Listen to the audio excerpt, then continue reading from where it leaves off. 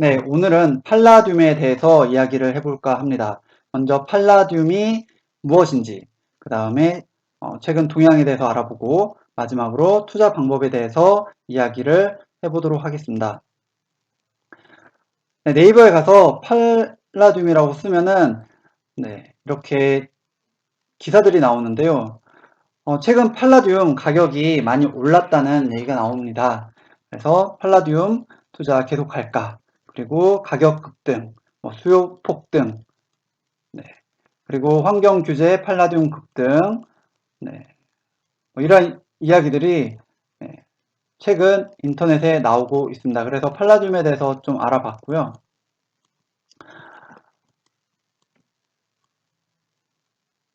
팔라듐에 대한 기본 지식을 한번 살펴보도록 하겠습니다. 팔라듐은 여기 위에 상단에 있는 이런 회색의 금속이고요. 구리나 니켈을 재련하면 나오는 부산물이라고 합니다. 그리고 금, 백금과 함께 3대 귀금속으로 불리며 여러 가지 고급 시계나 장신구 제작에 쓰인다고 해요. 이 팔라듐을 생산하는 국가가 크게 두 나라인데요. 하나는 남아공, 하나는 러시아죠. 두 개 합치면은 팔라듐 생산의 거의 80%를 차지하고 있습니다.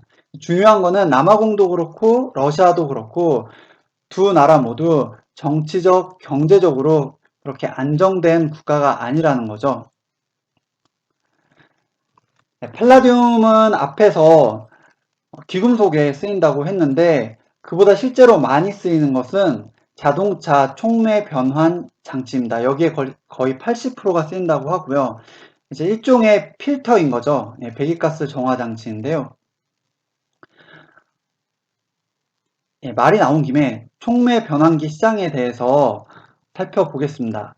그 촉매 변환기에 쓰이는 재료는 크게 세 가지예요. 첫 번째는 플래티늄, 백금이라고 하죠. 두 번째는 지금 알아보고 있는 팔라듐, 세 번째는 로듐입니다. 그런데 이 핑크색으로 나오는 이 로듐은 사실 사용하는 게 미미하고요. 실제로는 그 플래티늄이랑 팔라듐을 많이 쓰는데 여기 이 표에서 보시다시피 팔라듐의 사용량이 계속 늘어나고 있는 것을 알 수 있죠. 이 플래티늄 같은 경우에는 디젤 자동차의 필터로 많이 쓰인다고 하고요. 팔라듐은 가솔린 자동차의 필터로 많이 쓰인다고 합니다. 그런데 최근 디젤에 대한 환경 규제가 강화되다 보니 이렇게 팔라듐의 사용량이 늘어나고 있고요. 또 얼마 전까지만 해도 플래티늄의 가격이 팔라듐보다 비쌌다고 합니다.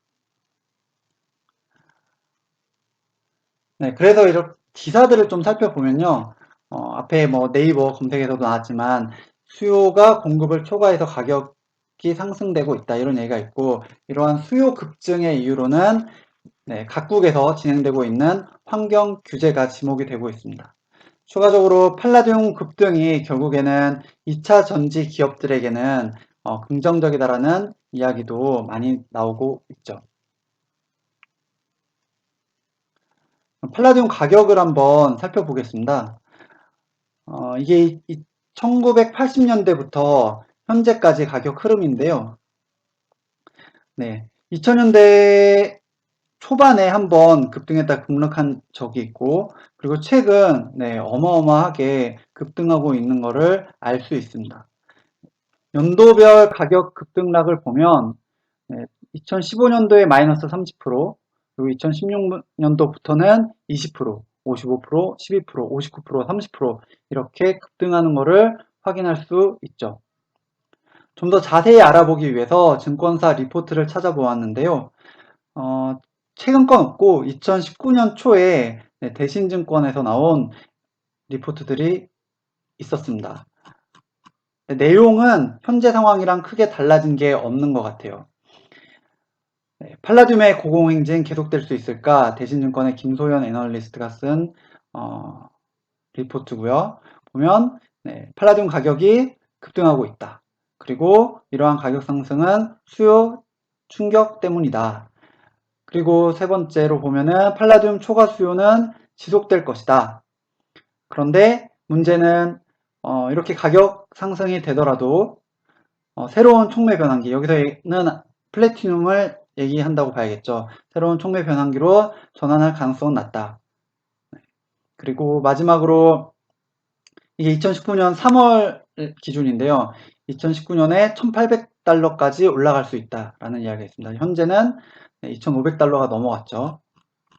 그리고 밑에는 해당 리포트에 이제 상세 내용이 나오는데요.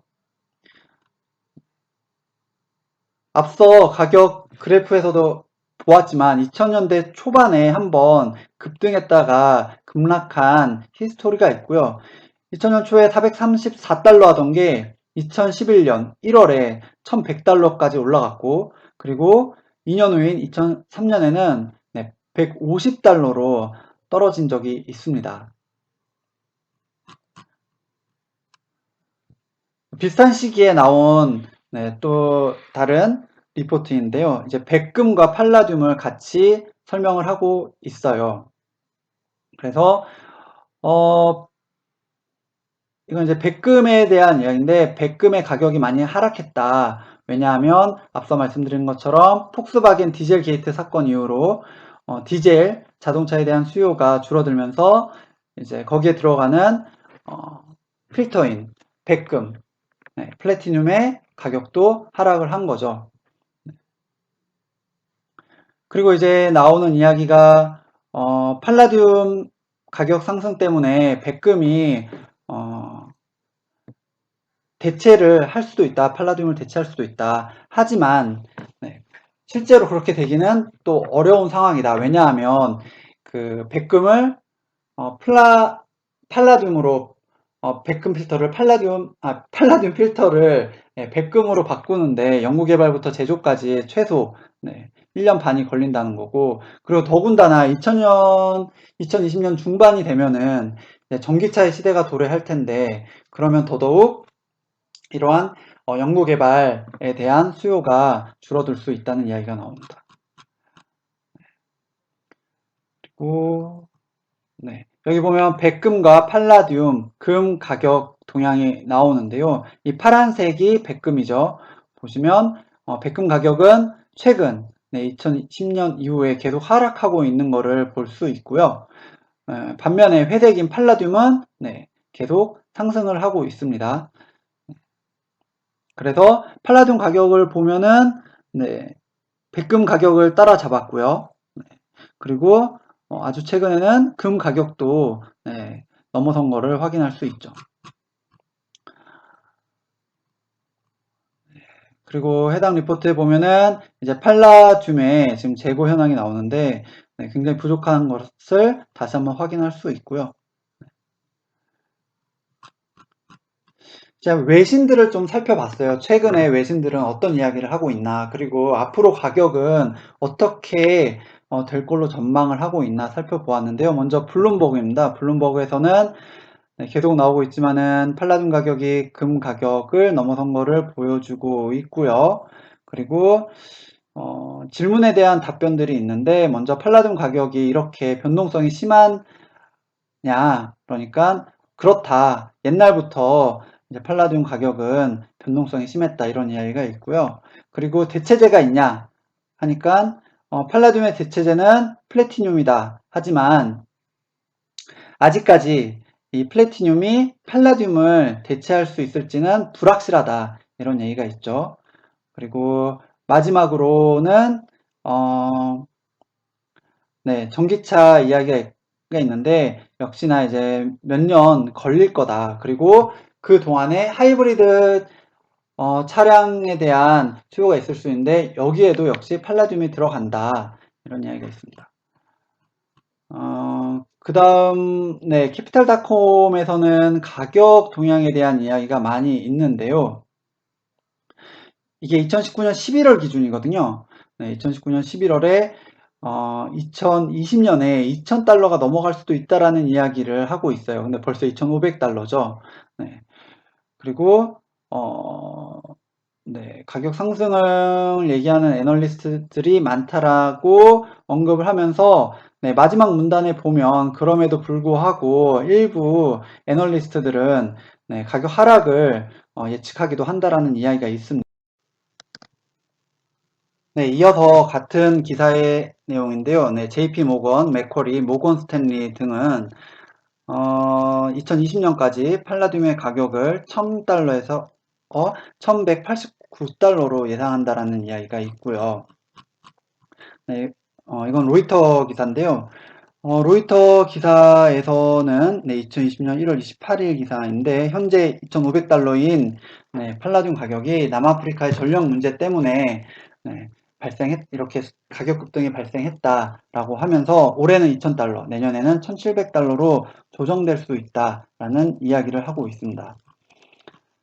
그리고 월스트리트 저널 같은 경우에는 고가의 가격으로 팔라듐의 수요가 줄어들 수 있다. 그리고 플래티늄을 대체제로 쓸 것이다 라는 이야기를 하고 있고요. 뱅크 오브 아메리카에서는 또 3,500불로 팔라듐의 가격을 예상하기도 했어요. 네, 이처럼 가격 급등락을 하고 있는 팔라듐에 투자를 한다면 어떤 방법이 있을까 알아보았는데요. 네, 먼저 첫 번째는 해외 ETF에 투자하는 겁니다. 에버딘 팔라듐 ETF에 투자하면은 팔라듐 실물 가격과 연동되는 ETF에 투자하는 거라서 가격 상승 시에 이익을 볼 수 있고요. 만일 대체제인 백금에 투자한다고 하면 마찬가지로 그 에버딘 해외 ETF가 있고요. 또 만약 백금과 팔라듐에 각각 50% 투자하고자 하면은 또 그에 맞는 해외 ETF가 있습니다. 두 번째 방법은 파생 상품을 이용을 하는 건데요. 사실 일반 투자자들이 해외 파생 상품을 투자하는 건 어렵죠. 그래서 그거는 이제 빼놓고 마지막으로 이제 얘기할 수 있는 게 국내에 상장된 ETF에 투자하는 겁니다. 이 ETF의 특징은 인버스 ETF도 있다는 거예요. 그래서 가격이 하락하는 경우에도 그 하락에 베팅하는 포지션을 가질 수 있다는 게 큰 장점이 되겠습니다. 네, 지금까지 팔라듐과 그리고 투자 방법에 대해서 알아보았는데요.